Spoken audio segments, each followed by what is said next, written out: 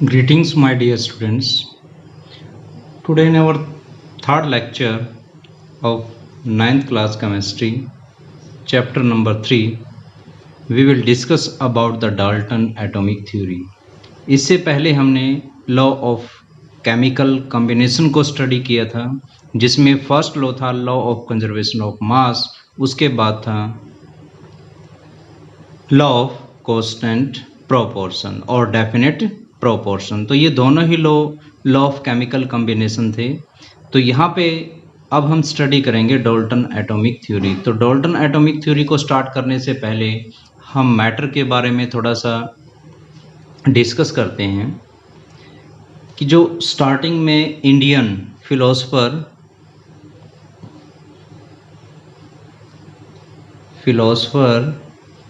महर्षि कणाद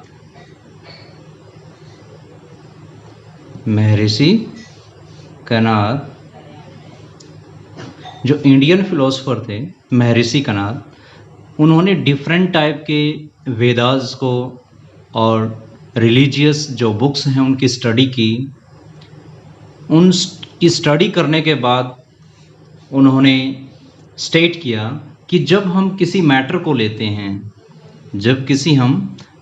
लेते हैं और उसका डिवीजन करते रहते हैं, उसको और पार्ट्स में ब्रेकअप करते रहते हैं, तो एक टाइम ऐसा आएगा, लास्ट स्टेज एक ऐसी आएगी जिससे उस और मैटर के और ज़्यादा पार्टिकल ब्रेकअप नहीं होंगे, उसको और ज़्यादा स्मॉलेस्ट पार्टिकल के अंदर नहीं ब्रेकअप किया जा सकता। तो उस अनडिविजिबल पार्टिकल को उसने क्या नेम दिया? जो मैटर का अनडिविजिबल पार्टिकल है, नॉन एज परमाणु। उसका नेम उसने क्या दिया? परमाणु। किसने कहा ये? Indian philosopher Maharshi Kanada.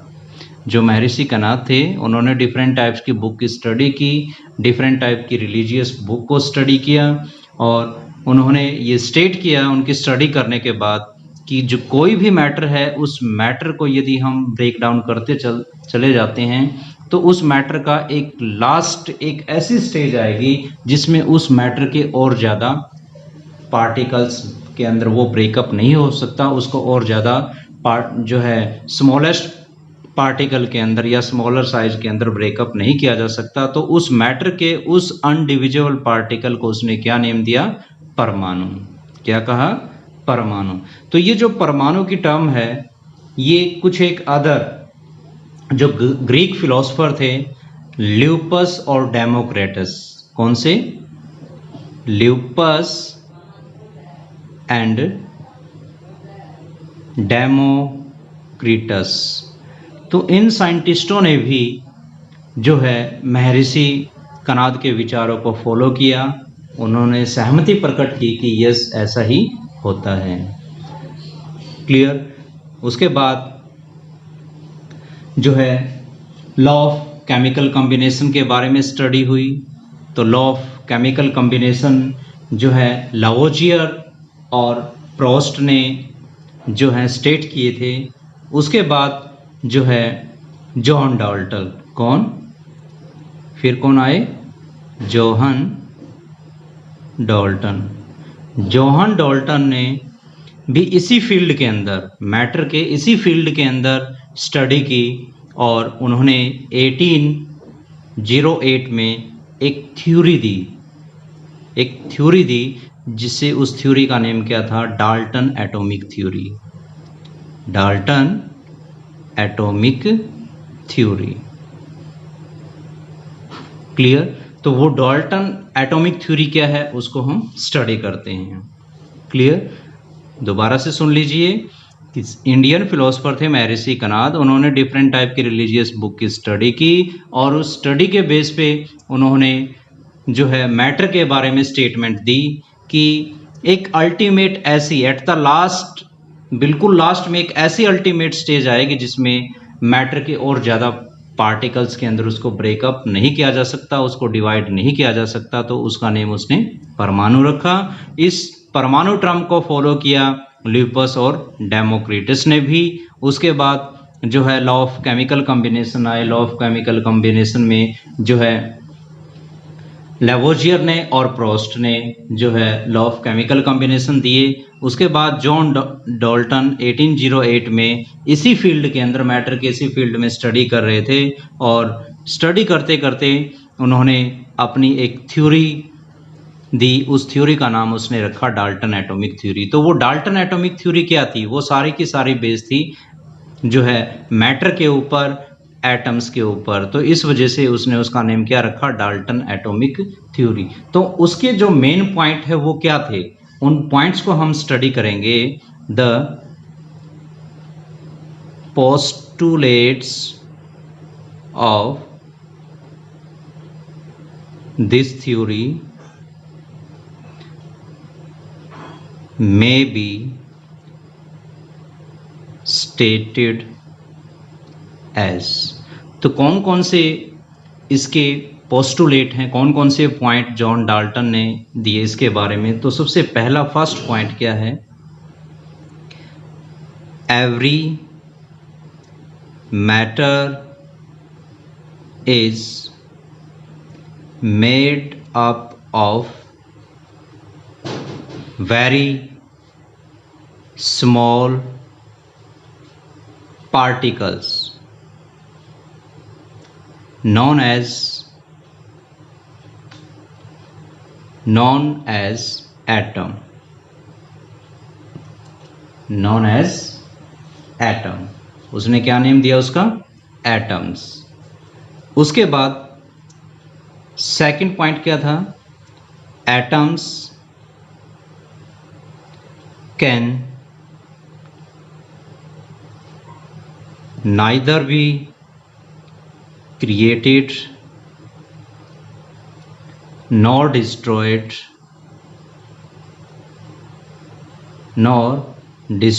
during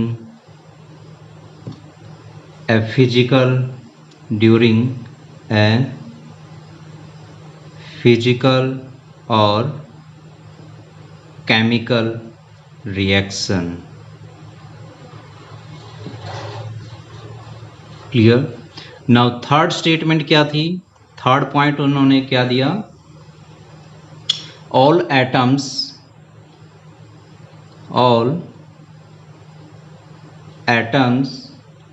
of A particular elements are identical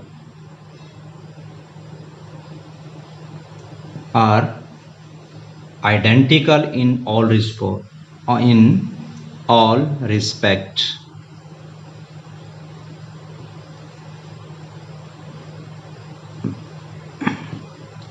This means that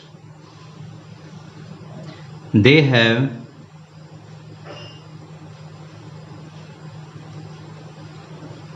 same mass, size and chemical properties।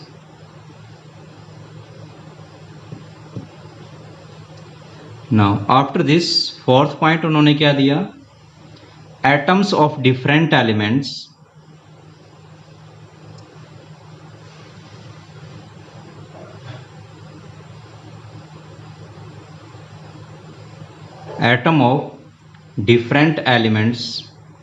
have different masses,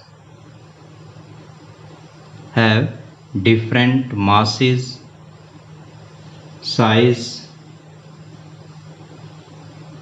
and chemical properties।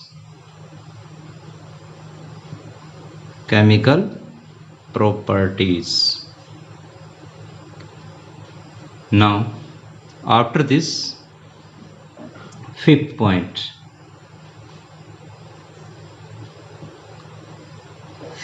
क्या दिया उन्होंने? Atoms of the same or different elements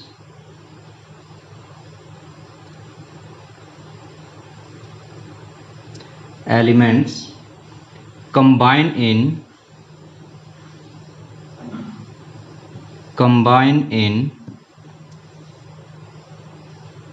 small whole number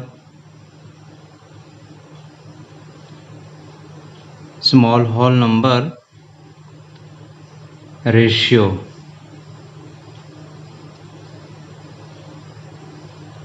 Wait बेटा, ratio small whole number ratios to form molecules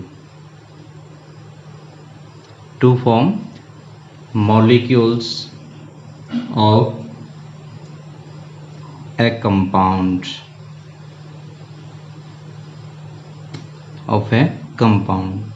Now after this, sixth point क्या था?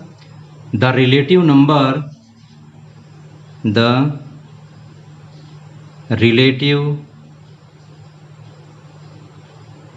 number and kinds of atoms are constant in a given compound. So these are the some postulate of Dalton atomic theory. तो क्या कहते हैं, आइए हम इनको discuss करते हैं. यस, फर्स्ट पॉइंट क्या है? Every matter is made up of very small particle known as atom. हर एक जो मैटर होता है, कोई भी मैटर है, वो मैटर छोटे से छोटे पार्टिकल से मिलकर के बना है, जिसे हम क्या बोलते हैं? एटम. वो स्मॉल पार्टिकल से मिलकर के बना है और उन स्मॉल पार्टिकल्स का उसने क्या नेम रखा? एटम.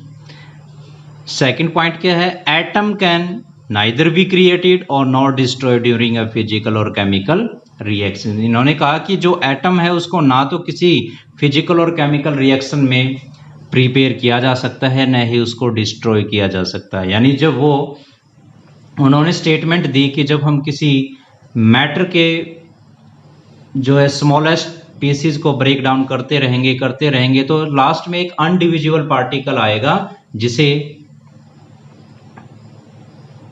जो है उसने किसका नेम रखा? एटम का. और वही नेम परमाणु किसने रखा था? परमाणु किसने रखा था? महर्षि कनाद ने. क्लियर? जब वो डिफरेंट टाइप की स्टडी कर रहे थे बुक्स की, तो बुक्स की स्टडी के अंदर उन्होंने उसका नेम क्या रखा? इंडिविजुअल पार्टिकल को परमाणु. नाउ थर्ड पॉइंट क्या कहता है? तो 2 पॉइंट्स हमारे हो चुके हैं. पहले पॉइंट में हो गया कि उस स्मॉलेस्ट पार्टिकल को एटम कहते हैं, मैटर का जो स्मॉलेस्ट पार्टिकल होता है. दूसरा, जो एटम है वो एटम ना तो किसी केमिकल रिएक्शन के अंदर बन सकता है, न ही उसको डिस्ट्रॉय कर सकते हैं. थर्ड पॉइंट क्या कहता है? All atoms of a particular element, किसी भी एलिमेंट के जो एटम्स होते हैं, are identical in all respect. यानी वो आइडेंटिकल होते हैं. इट मीन्स उनका सेम मास होगा, साइज होगा और प्रॉपर्टीज होगी. कोई भी पार्टिकुलर एलिमेंट ले लेते हैं हम, अगर वो एलिमेंट है तो इट मीन्स हमें पता है उसमें कौन कौन से एटम होंगे, और उन एटम का पता है तो उनका मास भी हमें पता है, उनका साइज, मास और उनकी केमिकल प्रॉपर्टी हमें पता होगी, यानी वो आइडेंटिकल होंगे. फोर्थ पॉइंट क्या कहता है? Atom of different elements. अगर एटम है वो डिफरेंट एलिमेंटों के हैं तो उनका मास भी डिफरेंट मिलेगा, साइज भी और केमिकल प्रॉपर्टी भी अलग अलग मिलेगी.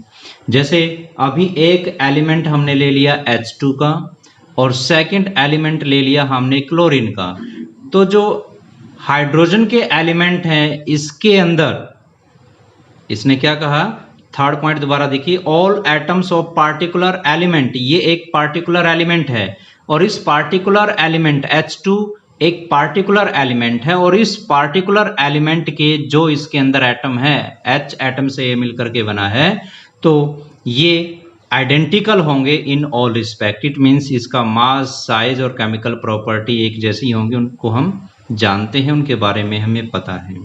But atom of different element, अब अलग अलग डिफरेंट एलिमेंट के, फोर्थ पॉइंट क्या कहता है, एटम ऑफ डिफरेंट एलिमेंट, एक एलिमेंट ये है और एक एलिमेंट ये है, अलग अलग एलिमेंट के जो एटम हैं, इसमें अलग टाइप के एटम है और इसमें अलग टाइप के, इसमें हाइड्रोजन के एटम है तो यहाँ पे क्लोरीन के एटम है, तो ये Cl2 है और ये H2 है, H2 में हाइड्रोजन के एटम है और Cl2 में क्लोरीन के एटम है और दोनों ही क्या है, एलिमेंट है। यानी atom of different element have different masses, तो डिफरेंट एलिमेंट हैं तो इनके अंदर जो एटम होते हैं उनका मास भी अलग अलग है और उनकी केमिकल प्रॉपर्टी भी अलग होगी। अगर हाइड्रोजन का एलिमेंट है तो इसमें हाइड्रोजन का मास कुछ और होगा, क्लोरीन का एलिमेंट है तो इसमें क्लोरीन के एटम का मास कुछ और होगा। इट मीन जो फोर्थ पॉइंट है, atom of different element have different masses, size and chemical properties. Now fifth point क्या कहता है, एटम ऑफ द सेम और डिफरेंट एलिमेंट, एटम हो चाहे तो वो सेम एलिमेंट का है या डिफरेंट एलिमेंट का है, सेम एटम या डिफरेंट एलिमेंट का, और जब भी वो आपस में कंबाइन होंगे स्मॉल होल नंबर रेशियो में तो उससे मॉलिक्यूल बनेगा। जैसे एटम ऑफ सेम एलिमेंट, जैसे H और H हैं, H और H जब ये दोनों आपस में जुड़ते हैं तो किसकी फॉर्मेशन होती है, H2 की फॉर्मेशन होती है। हाइड्रोजन का एटम और हाइड्रोजन के एटम जब आपस में केमिकली रिएक्ट करेंगे तो H2 बनेगा और H2 क्या है, मॉलिक्यूल। इसने कहा atom of the same element, या तो सेम एलिमेंट के एटम हो, जब वो आपस में कंबाइन होंगे तो मॉलिक्यूल बनेगा, तो H2 यहाँ पे क्या है, मॉलिक्यूल हो गया। तो उसी तरीके से एक कार्बन का एटम और दो ऑक्सीजन के एटम आपस में मिलते हैं तो क्या बनता है, CO2, कार्बन डाइऑक्साइड। तो ये कार्बन डाइऑक्साइड भी क्या है, मॉलिक्यूल का एग्जाम्पल है। क्या है ये, मॉलिक्यूल। तो फिफ्थ पॉइंट क्लियर होता है कि एटम ऑफ सेम एलिमेंट, तो एटम ऑफ सेम एलिमेंट है तो क्या बनेगा, combine in small whole number ratio to form a molecule, तो मॉलिक्यूल बन जाएगा। उसी तरीके से एटम ऑफ डिफरेंट एलिमेंट, ये डिफरेंट एलिमेंट के एटम ये आपस में कंबाइन होंगे तो मॉलिक्यूल की फॉर्मेशन हो जाएगी।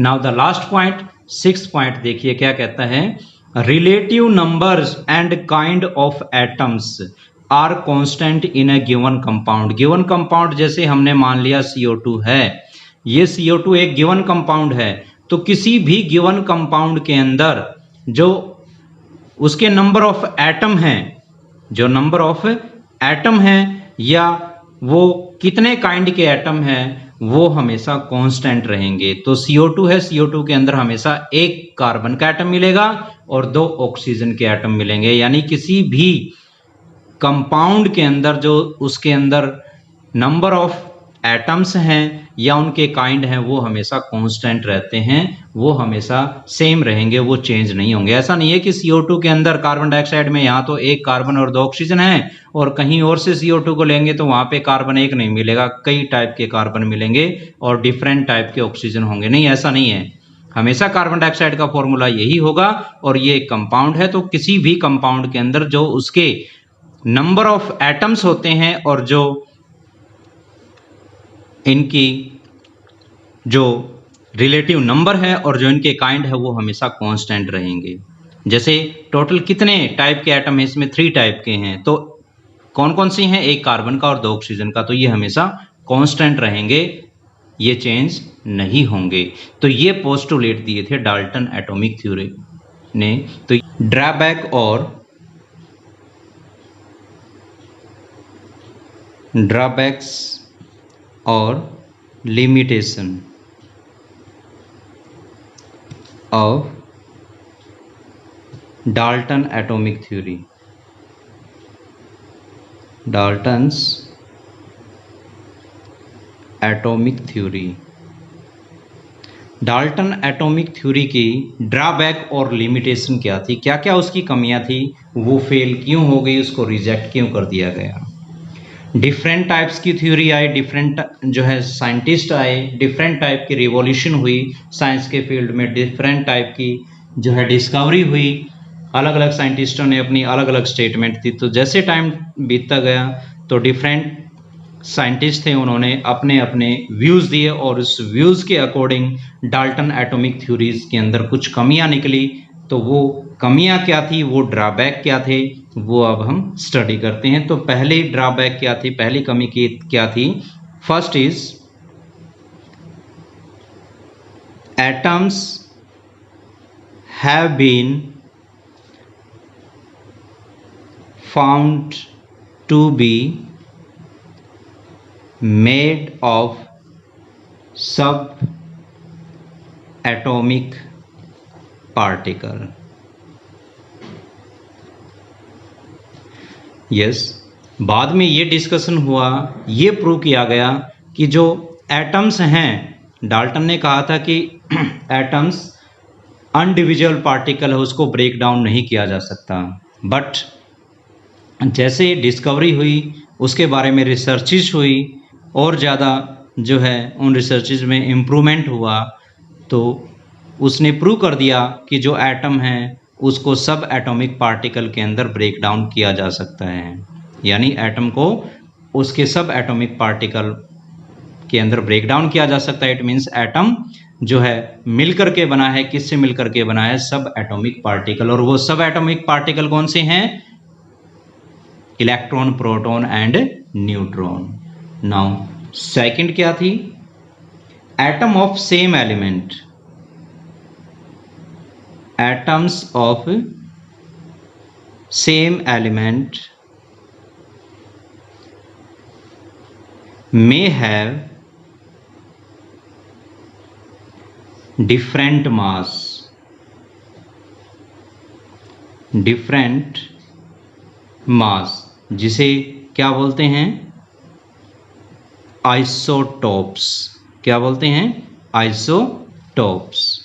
यानी डाल्टन एटॉमिक थ्योरी में ये कहा गया था कि atoms of same element have same masses.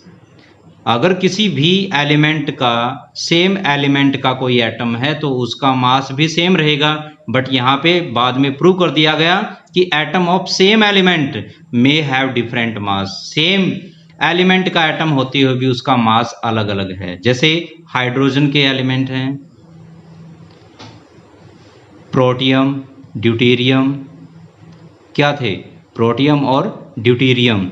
तो हाइड्रोजन के ये आइसोटोप थे, प्रोटियम और ड्यूटेरियम, प्रोटियम, ड्यूटेरियम और ट्रिटियम। ये सारे के सारे हाइड्रोजन एलिमेंट थे, बट इन सभी एटमों का जो मास है वो अलग अलग था। जैसे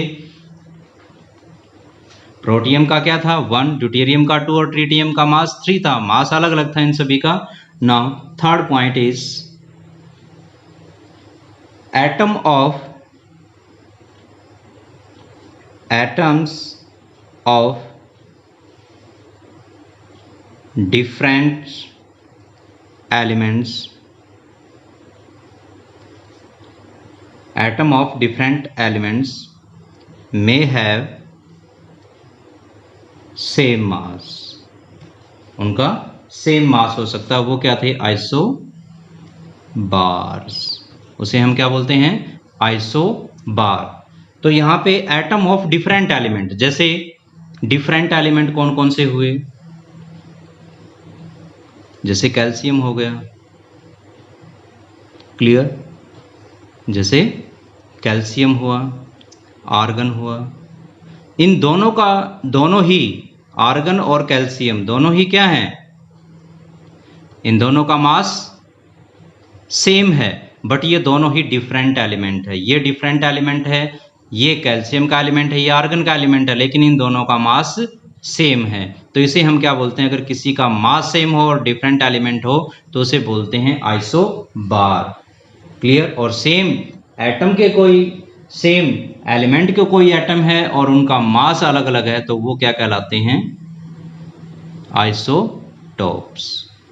So these are the some limitations. तो ये कुछ limitations थी, कुछ कमियां थी जिसकी वजह से डाल्टन एटॉमिक थ्योरी को रिजेक्ट कर दिया गया, क्योंकि जो है उसके अगेंस्ट बहुत सारे प्रूफ आ चुके थे, रिजल्ट निकल चुके थे, जिसकी वजह से डाल्टन एटॉमिक थ्योरी के अंदर कुछ चेंजेस करनी पड़ी, उसको रिजेक्ट करना पड़ा। ओके, तो हमारा टॉपिक यहीं पे फिनिश होता है। डाल्टन एटॉमिक थ्योरी के पोस्टुलेट क्या है और उसकी ड्रॉबैक्स क्या हैं। So you will revise this one topic up to here. If you have any problems or doubt, you can discuss with me. Okay, thank you, have a nice day.